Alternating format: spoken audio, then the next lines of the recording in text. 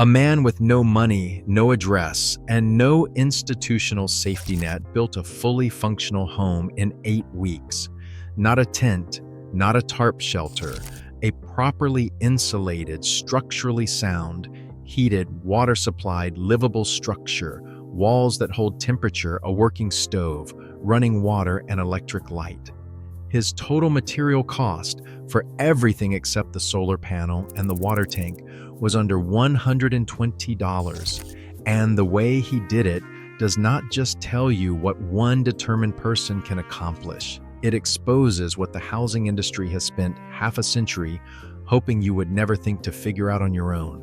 This is the story of Marcus, but if you follow it all the way to the end, it becomes something else. The story of what a home actually is versus what you have been sold. Nobody who passed that lot on a Tuesday morning in October gave Marcus a second look. Just another man in worn work boots, crouching beside a length of rusted steel frame at the edge of a weed-choked vacant lot backed up against chain link. What they couldn't see, because most people have never been trained to look for it, was what that frame still was underneath all the rust, the years, and the indifference.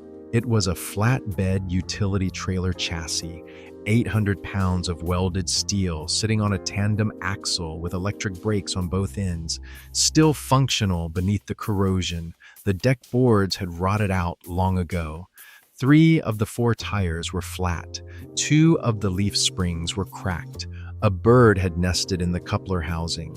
The city had ticketed it twice. The property management company that owned the lot had stopped caring, not the kind of not caring that means they might eventually act, but the kind where the paperwork had been filed, the fines ignored, and no one was coming. Marcus knocked on doors until he found the right office. He explained what he intended to do and walked away with a handshake agreement. Take the eyesore, keep it. The lot looks better without it. Acquisition cost, $0. And the clock started. Before Marcus touched a single tool, he spent 2 full days doing nothing but walking around that chassis. He crouched at every corner, tapping the main structural rails with a wrench and listening. This is one of the most critical skills the construction industry has almost completely stopped teaching. A hollow, thin ring when you tap steel means the metal has thinned and is compromised internally. A solid, dense thud means the mass is still there, that the integrity held. Every tap Marcus took came back solid. The chassis was cosmetically destroyed. Structurally, the bones were sound. That distinction between surface damage and structural failure is the most important thing you can understand about any structure you ever plan to occupy or restore. The modern renovation economy runs almost entirely on surface treatments.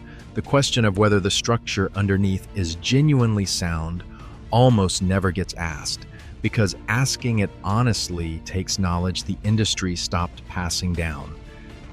To understand why what Marcus did matters, you need to understand what the housing industry has become and how it got there. The median cost of a new manufactured home in the United States now exceeds $60,000. Before land, before permits, before utility hookups and transport costs, which can push the real number past $100,000 without much difficulty.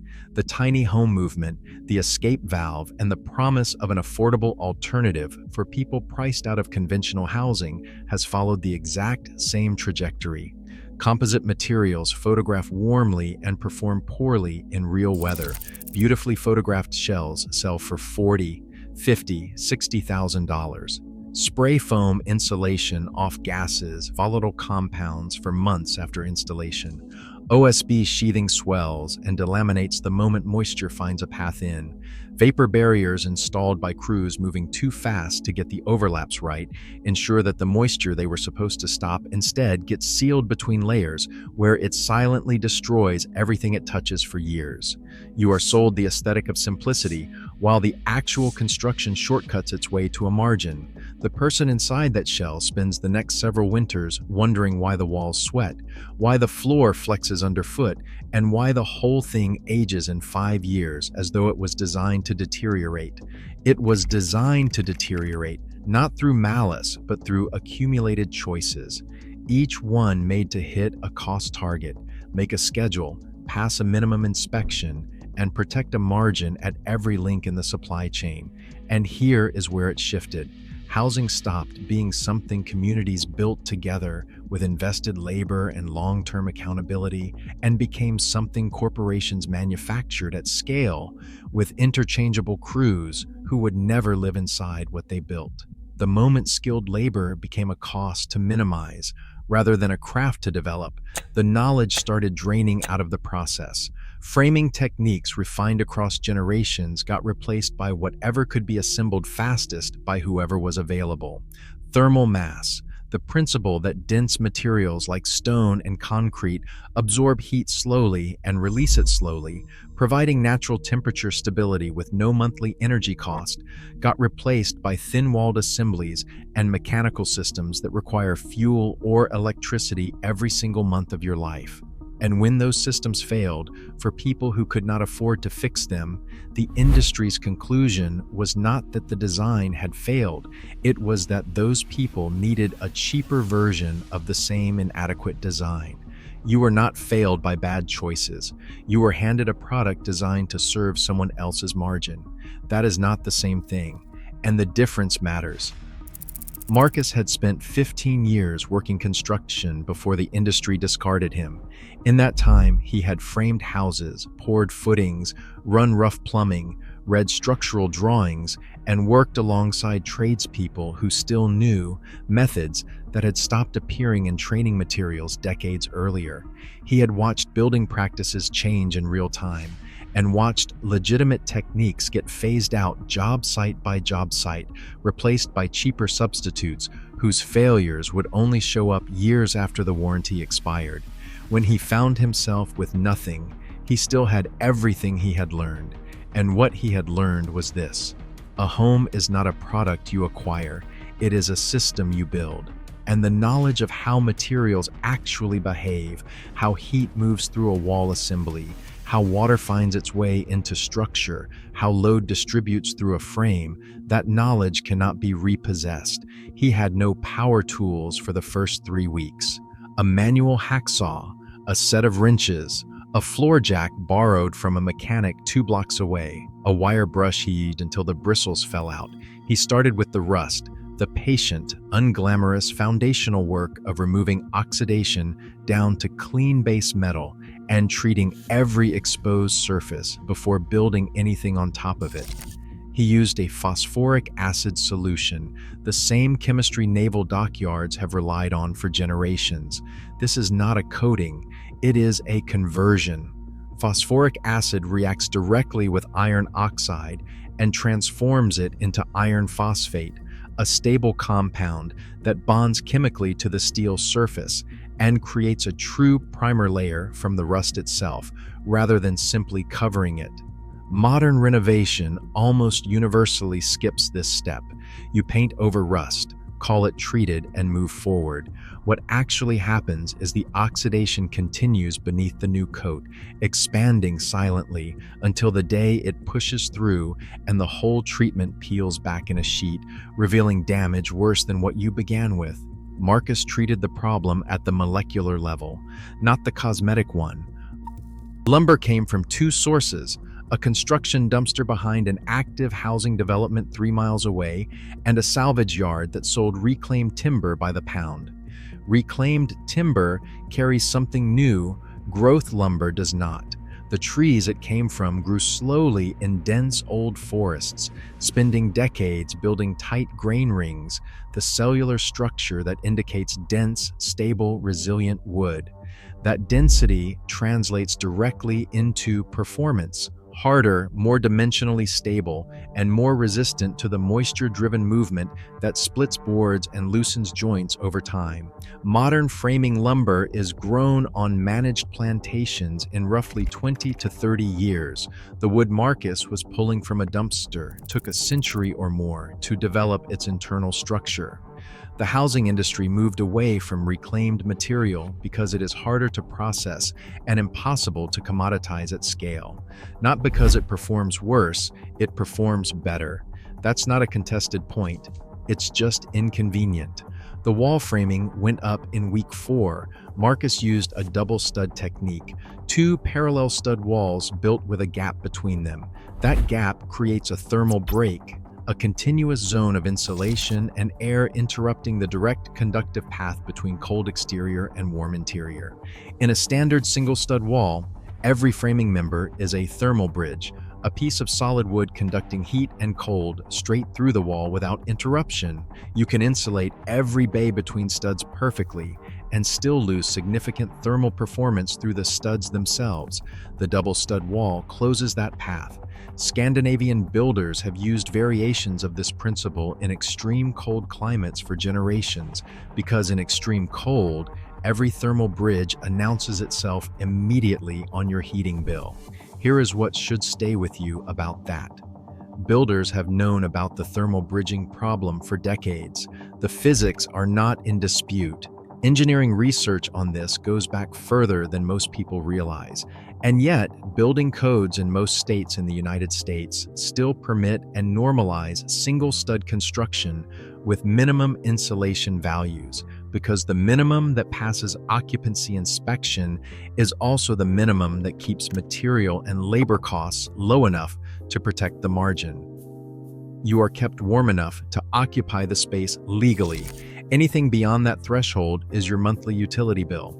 For insulation, Marcus used 2 materials.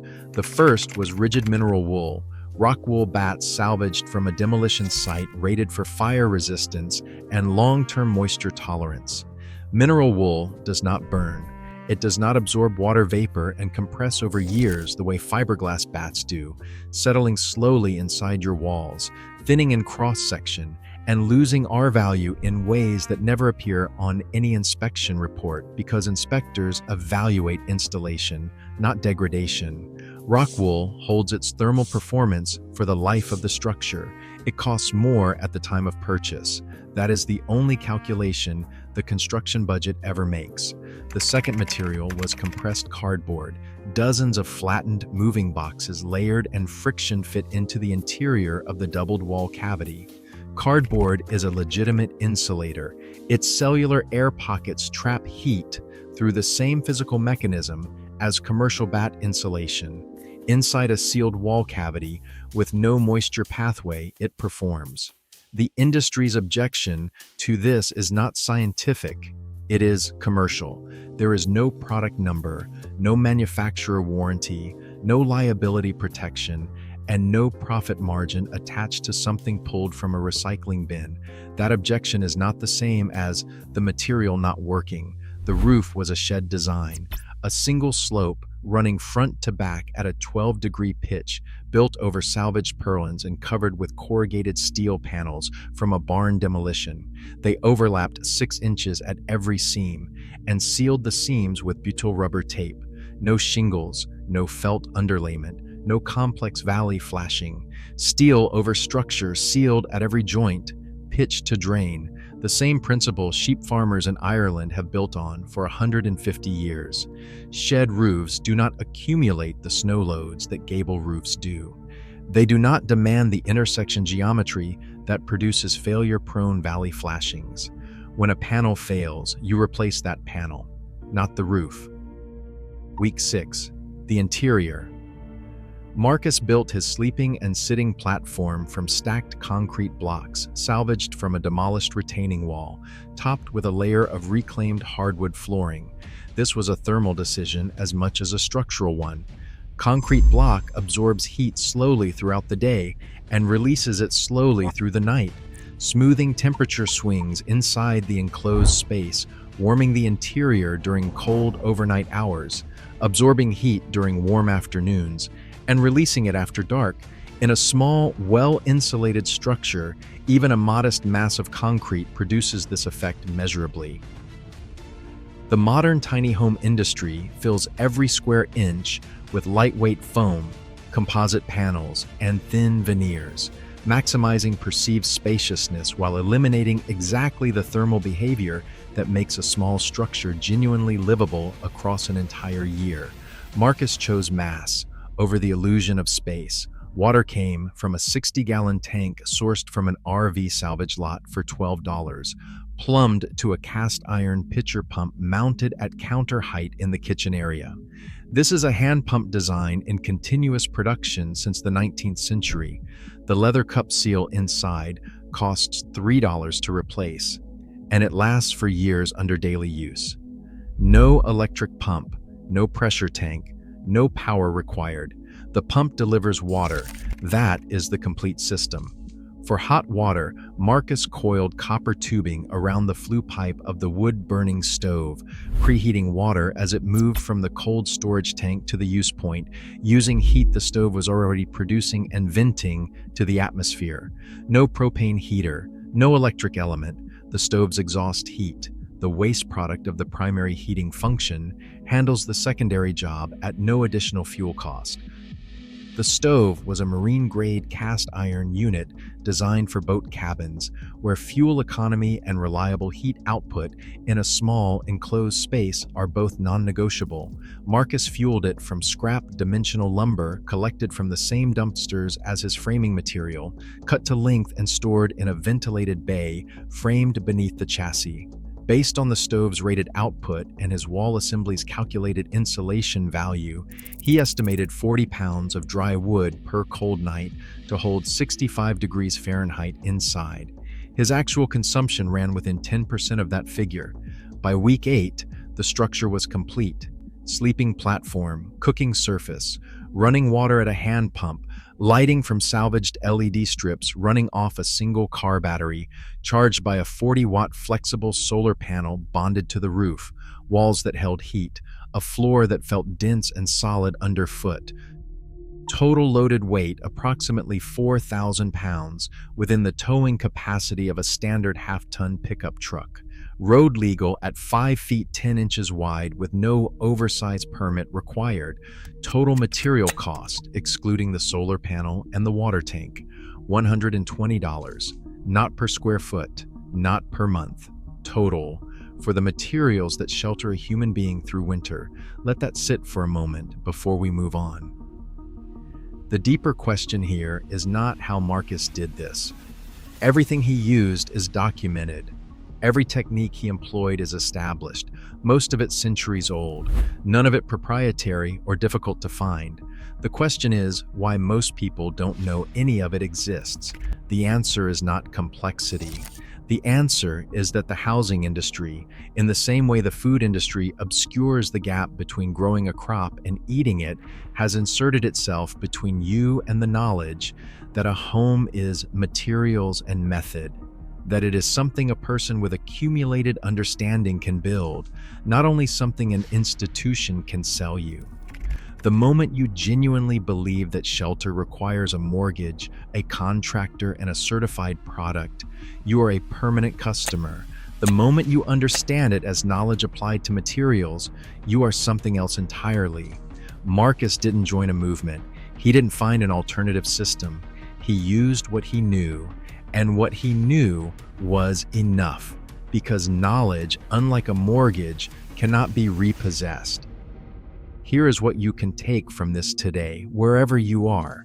If the space you live in fails you, costs too much to heat, does not hold temperature, or feels fragile or structurally wrong, start with the question Marcus started with. What are the bones? Not the surface finish, but the structure underneath. A failing surface over sound bones is always recoverable. A polished surface over compromised structure is a problem accumulating quietly until it announces itself all at once. If you want to go deeper, start with knowledge before you start with materials. Study thermal mass. Study double stud framing. Learn the real difference between corrugated steel roofing and asphalt shingles in terms of longevity, maintenance cost, and failure mode. Spend an afternoon at a salvage yard learning what genuine end-of-life material looks like versus what was discarded by someone with no patience for restoration. The difference becomes visible once you have trained yourself to look for it. And if you are not ready to build anything yet, do one thing. Walk through wherever you live and find the single greatest thermal failure. The window that leaks air, the wall that runs cold, the floor that pulls cold up from underneath. Then address that one failure point, not the whole building, one point. That is how every genuine improvement starts, not with a budget or a contractor, but with the decision to actually see what is there. Marcus is not a symbol. He is a man who spent 15 years learning how buildings actually work, lost everything the system had assured him would protect him, and used what he knew to protect himself when no institution would. He did not wait for a program. He did not wait for a price to drop or a grant to appear. He looked at something broken and discarded, recognized what it still was underneath the damage, and built. The wisdom was never lost. It was made inconvenient to use. This channel exists to make it convenient again, to surface the methods, materials, and principles that worked before the industry replaced them with something cheaper and easier to sell. If that mission matters to you, subscribe. Leave one comment. Tell us the single thing about how your home is built that you wish someone had told you sooner. That's how we choose what to investigate next. We'll see you there.